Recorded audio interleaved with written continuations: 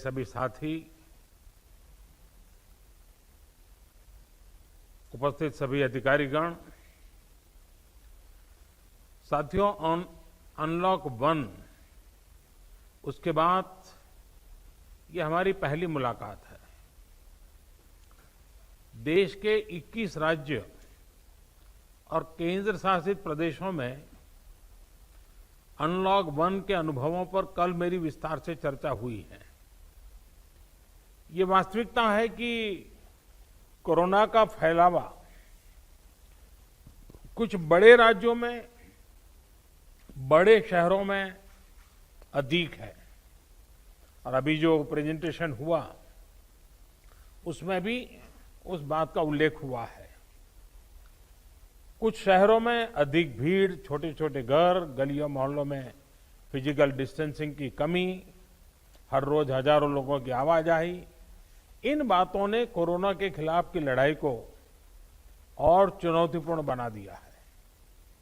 फिर भी हर देशवासी के संयम, अनेक जगहों पर प्रशासन की तत्परता और हमारे कोरोना योद्धाओं के समर्पण की वजह से हमने हालात को नियंत्रण से बाहर नहीं जाने दिया है।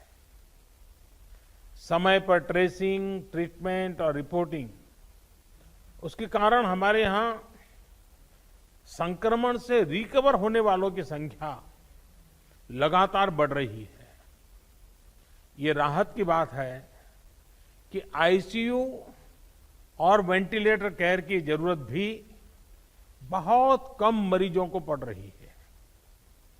समय पर उठाए गए सही कदमों के कारण हम सभी इस बड़े खतरे का मुकाबला कर पाए हैं। लॉकडाउन के दौरान देश की जनता ने जो अनुशासन दिखाया है, उसने वायरस की एक्सपोनेंशियल ग्रोथ को रोका है। चाहे इलाज की व्यवस्था हो, हेल्थ इंफ्रास्ट्रक्चर हो, ट्रेन मैन पावर हो, आज हम कहीं ज्यादा संभली हुई स्थिति में है। आप भी इससे परिचित है कि सिर्फ 3 महीने पहले पीपीई के लिए, डायग्नोस्टिक किट्स के लिए सिर्फ भारत में ही नहीं, दुनिया के अनेक देशों में हाहाकार मचा हुआ था। भारत में भी बहुत लिमिटेड स्टॉक था, क्योंकि हम पूरी तरह से इंपोर्ट पर डिपेंडेंट थे। आज स्थिति यह है कि पूरे देश में 1 करोड़ से अधिक पीपीई और इतने ही N95 मास्क राज्यों तक पहुंच चुके हैं। हमारे पास डायग्नोस्टिक किट्स का पर्याप्त स्टॉक है और उनकी प्रोडक्शन कैपेसिटी भी बहुत बढ़ाई गई है। अब तो पीएम केयर्स फंड के तहत भारत में ही बने वेंटिलेटर्स की सप्लाई भी शुरू हो चुकी है। आज पूरे देश में कोरोना की 900 से ज्यादा टेस्टिंग लैब है, लाखों कोविड स्पेशल बेड है, हमारे क्वारंटीन और आइसोलेशन सेंटर्स हैं और पेशेंट्स की सुविधा के लिए पर्याप्त ऑक्सीजन की सप्लाई भी है। लॉकडाउन के दौरान लाखों की संख्या में ह्यूमन रिसोर्स को ट्रेन किया गया है। सबसे बड़ी बात, आज देश का हर नागरिक इस वायरस के प्रति पहले से ज्यादा सचेत हुआ है, जागरूक हुआ है। ये सब कुछ राज्य सरकारों के सहयोग से, स्थानीय प्रशासन के दिन रात काम करने की वजह से ही संभव हो पाया है। साथियों, कोरोना के खिलाफ लड़ाई में जीत का विश्वास दिलाने वाली इन बातों के बीच हमें health infrastructure, information systems, emotional support और पब्लिक पार्टिसिपेशन, इसी तरह निरंतर बल देना होगा। साथियों, कोरोना के बढ़ते हुए मरीजों की संख्या को देखते हुए हेल्थ इंफ्रास्ट्रक्चर का विस्तार करना, हर जीवन को बचाना हमारी सर्वोच्च प्राथमिकता होनी चाहिए। ये तभी होगा जब कोरोना के प्रत्येक मरीज को उचित इलाज मिलेगा। इसके लिए हमें टेस्टिंग पर और अधिक बल देना है ताकि संक्रमित व्यक्ति को हम जल्द से जल्द ट्रेस और ट्रैक और आइसोलेट कर सकें। हमें इस बात का भी ध्यान रखना है कि हमारी अभी की जो एग्जिस्टिंग टेस्टिंग कैपेसिटी है उसका पूरा इस्तेमाल हो और निरंतर उसको एक्सपांड भी किया जाए। साथियों, बीते 2-3 महीने में काफी संख्या में क्वारंटीन और आइसोलेशन सेंटर का निर्माण हुआ है। इसकी गति हमें और बढ़ानी होगी ताकि कहीं पर भी मरीजों को बेड की दिक्कत ना आए। कोरोना के इस टाइम में टेलीमेडिसिन का महत्व भी बहुत बढ़ गया है। चाहे वो होम क्वारंटाइन या आइसोलेशन में रह रहे साथी हो या फिर दूसरी बीमारियों से पीड़ित हो, सभी को टेलीमेडिसिन का भी लाभ मिले, इसके लिए हमें अपने प्रयास बढ़ाने होंगे। साथियों, ये आप भी भलीभांति जानते हैं कि किसी भी महामारी से निपटने में सही समय पर सही इंफॉर्मेशन का बहुत महत्व होता है और इसलिए हमें ये भी ध्यान रखना है कि हमारी हेल्पलाइंस हेल्पफुल हो, हेल्पलेस नहीं होनी चाहिए।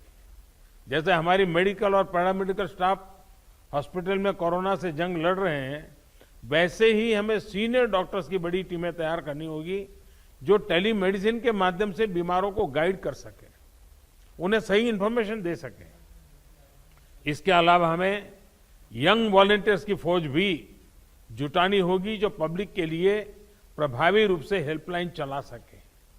जिन राज्यों में आरोग्य सेतु ऐप ज्यादा डाउनलोड हुआ है, वहां बहुत ही सकारात्मक परिणाम भी मिले हैं।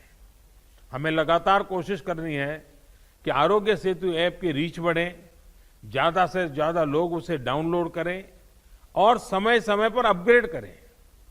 हमें यह भी ध्यान रखना है कि अब देश में धीरे धीरे मानसून आगे बढ़ रहा है।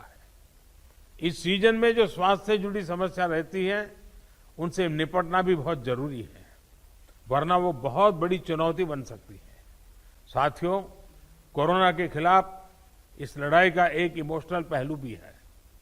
संक्रमण के डर से, इससे पैदा हुए स्टिग्मा से हम अपने नागरिकों को कैसे बाहर निकालें, इसके लिए भी हमें प्रयास करना है। हमें अपने लोगों को ये विश्वास दिलाना है कि कोरोना को परास्त करने वालों की संख्या बहुत ज्यादा है और ये तेजी से ज्यादा लोग रिकवर भी हो रहे हैं, संख्या बढ़ रही है। इसलिए किसी को कोरोना हो भी गया है तो वो घबराए नहीं। जो हमारे कोरोना वॉरियर्स हैं, हमारे डॉक्टर्स हैं, दूसरे हेल्थ वर्कर्स हैं, उनके लिए भी जरूरी सुविधाओं को सुनिश्चित करना हमारी प्राथमिकता में होना चाहिए। उनकी हर स्तर पर देखरेख करना ये हम सभी का, पूरे राष्ट्र का दायित्व है। साथियों, कोरोना के खिलाफ लड़ाई में समाज के कई तबकों ने, हर क्षेत्र से जुड़े लोगों ने, सिविल सोसाइटी के लोगों ने हमें निरंतर प्रोत्साहित करते रहना चाहिए। जन भागीदारी इस लड़ाई में बहुत आवश्यक है और अब तक जो जन नागरिकों की तरफ से सेवा मिली है उनकी भूमिका बड़ी प्रशंसनीय रही है। हमारे पब्लिक स्पेस में, हमारे दफ्तरों में मास्क या फेस कवर, फिजिकल डिस्टेंसिंग और सैनिटाइजेशन की प्रक्रिया को बार बार लोगों को याद दिलाना है। इसमें किसी को लापरवाही नहीं करने देना है। साथियों, अनेक राज्य कोरोना के खिलाफ लड़ाई में बहुत सराहनीय काम कर रहे हैं। इन राज्यों की बेस्ट प्रैक्टिसेस है और उसको जानना भी जरूरी है और लोगों को बताना भी जरूरी है। मुझे विश्वास है कि हर राज्य अपने अनुभव और अपने सुझाव यहां खुले मन से रखेंगे, जिससे आने वाले दिनों में एक बेहतर रणनीति बनाने में हम सभी को मदद मिलेगी।